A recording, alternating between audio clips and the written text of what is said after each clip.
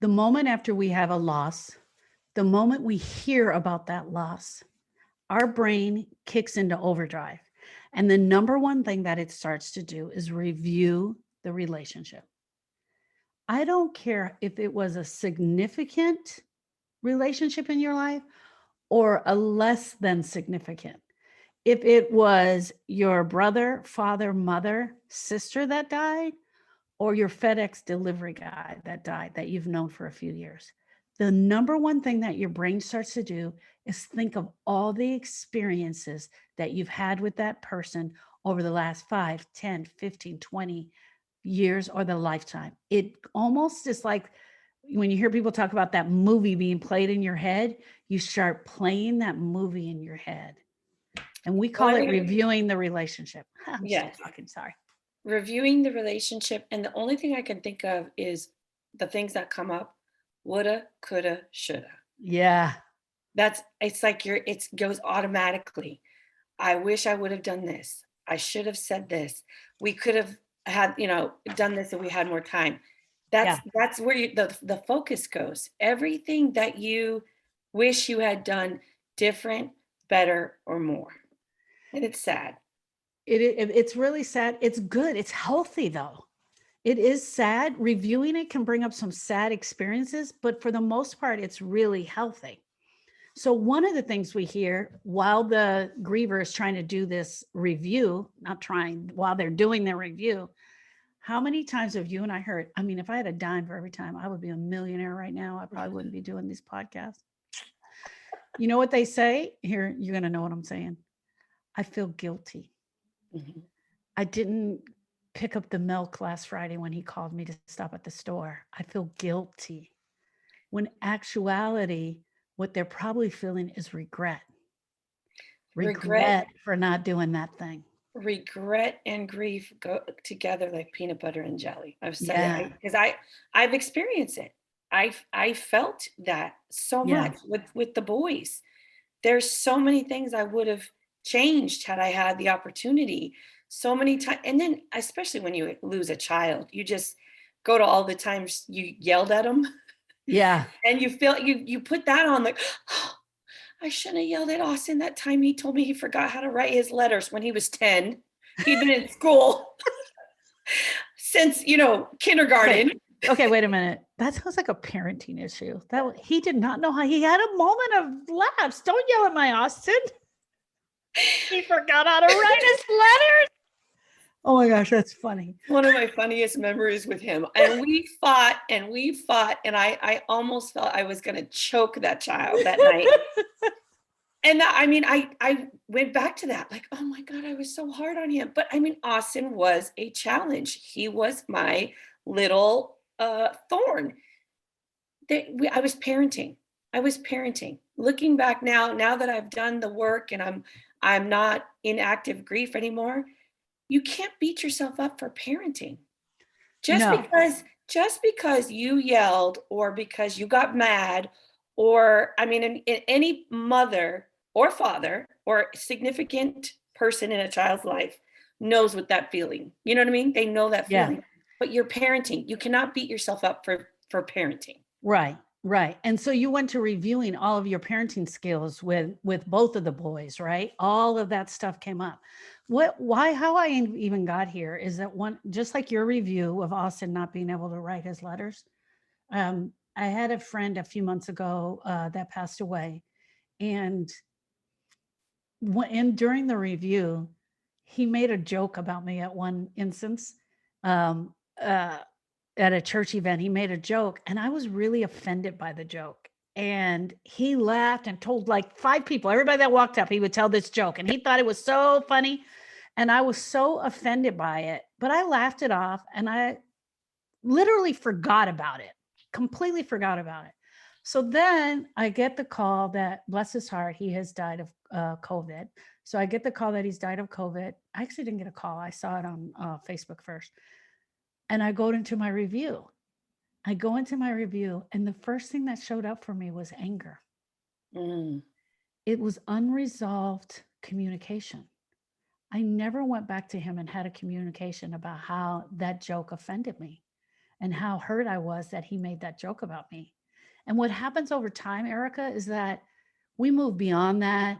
We move beyond that relationship. We move beyond that pain. We stuff that thing down. So what showed up for me first was anger. And then more importantly is the regret that I never forgave him for that. The regret that I never apologized for holding on to that for so long. So I couldn't even get into uh the grief feelings because I was literally upset. Yeah, and that happens all the time. Yes. That's what people don't understand. When you stuff those feelings or yeah, time goes by and you forget about it, Yeah. it's still there. Yeah. It is still there and it's going to show up whether it would have been that person actually dying or you having a similar experience like that Yes. again, Yeah. that would have came up. And what would have happened had it been a similar experience, you would have probably gone harder towards the person that made a new joke Yeah. because you're carrying that old pain from the old joke. And that's what Yeah. happened. Yeah. So the other thing that also happens is in part of the reviewing is that just like when Austin couldn't remember how to write letters, and I believe him 100%, he had a momentary lapse. Sometimes what happens is that the thing is really about the thing we didn't do. Mhm. The really important thing that we didn't do, not showing up. I didn't go to their wedding. I got mad at them and I turned my back on them. Or you could be mad at them the day that they die, right? You could literally be in a fight with them the day that they die. Right. That regret and that pain, when you're reviewing the relationship and you're reviewing the fight, your mind is going to constantly go back to that fight and that argument. I literally, with this friend a couple months ago, I literally had to consciously look at the other aspects of the relationship. I had to constantly realize and remember that that relationship wasn't just about that joke that he said. Our Right. relationship was really good. It Right. was heartfelt and it was deep. There were other parts of that relationship. And that's one of the main things. Hindsight is always 2020. Yeah. There's no such thing as a perfect relationship or a perfect interaction. We always, when we're looking back, think of all the things we could have done to make it better. But that's looking back. That's what hindsight is about. Yeah. When we're in the moment, we can't control what comes out. And that was one of the biggest things for me with Donovan when I didn't pick up the phone the night before he had his motorcycle, the night he actually had the motorcycle accident. And I stewed on that and I stewed on that and I stewed on that for the longest time. And then it came to me, like you said, our relationship was so much more than that one, me not taking that call that night. It was so much more than that. We had Yeah. millions of conversations. We had millions of laughs, millions of time. I actually yesterday I have his notebook in my truck and we took it when Kayla got her tattoo because we wanted the handwriting. And I pulled it out yesterday and I was looking at it and he wrote, it was like this poem and he actually made it a Facebook. I love a good Facebook tribute. Those are the gifts my children give me. And so he had wrote it in the notebook and I read it. When I started reading it, I realized it was the post he made and it was all about us and how, he appreciated everything that I did, signing him up for sports, putting him in the police cadet program. I mean, it was really, really sweet. And Aw. it made me totally smile because that's what our relationship was. And he knew it. He knew it. I knew it. So I Yeah. needed to stop beating myself up because I know that he knew where we were at. And it was Yeah. more, our relationship was more than me not taking that call that night. And I needed Yeah. to let myself off the hook for that. And that's where our active grievers need to understand. You got to let yourself off the hook. Give yourself some grace. Are there parenting mistakes? 1,000%. Are there spousal, mistakes? 1,000%. Are there us being the kids and getting mad at our mom because she said something dumb? Of course. Yeah. That's just the way it is. Yeah. I'm just wondering if Austin could remember how to write, what kind of poem would he have written for you?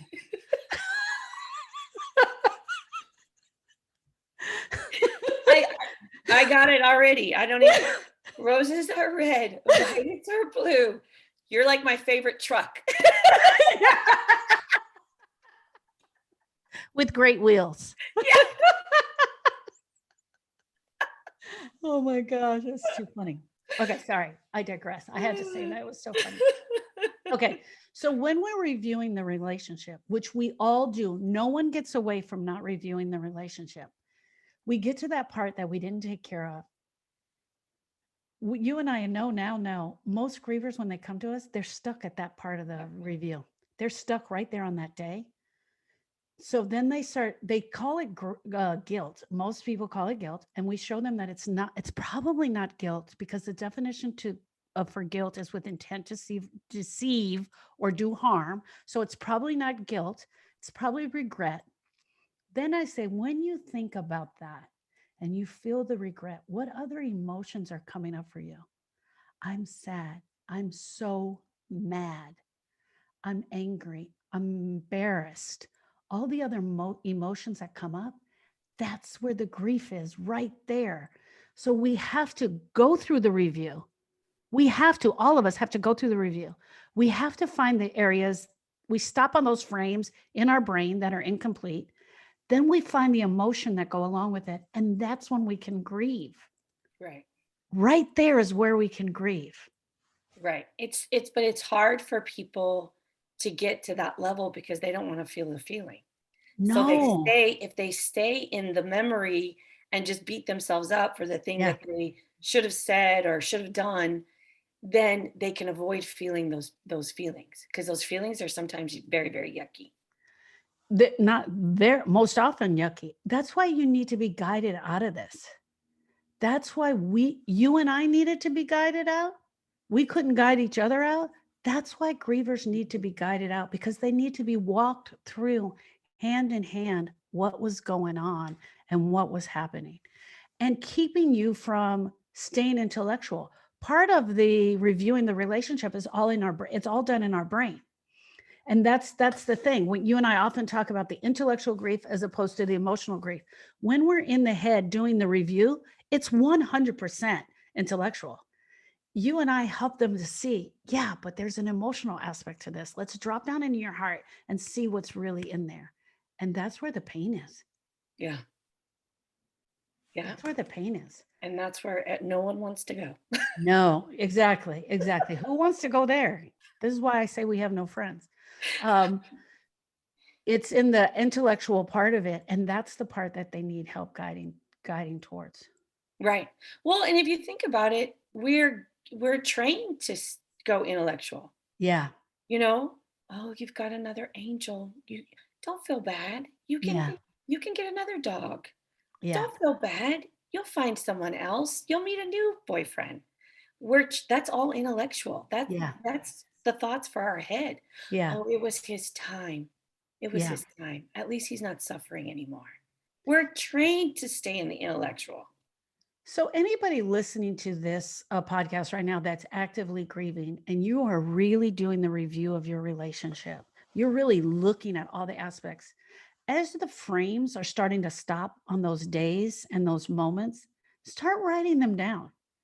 Write them down. On January 20th, 2017, he and I got into a fight at the parking lot, and I never got a chance to forgive him. Mhm. One day we were in church and we were walking out, and we had the biggest laugh, and we went out to lunch, and it was so great. Write down those moments that your brain keeps stopping on, because I'm going to tell you, my friends, there's something going on there that needs to be taken care of. That's why you keep going back to that memory. Absolutely. Absolutely. And if you don't go there, it's just going to get worse, because you're going to pile on more and more, because depending on the length of the relationship, you're going to find more stuff that you wish you could change. And it's just going to keep growing. That pain is just going to keep growing in your heart. And it's going to be harder for you to move forward.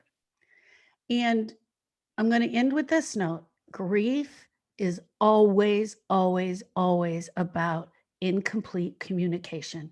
All the things I never got a chance to say, apologize for, forgive for, thank you for. Yeah. That has an emotional aspect to it, not intellectual. And my second final note is that Austin did remember how to write. Didn't he? Yes.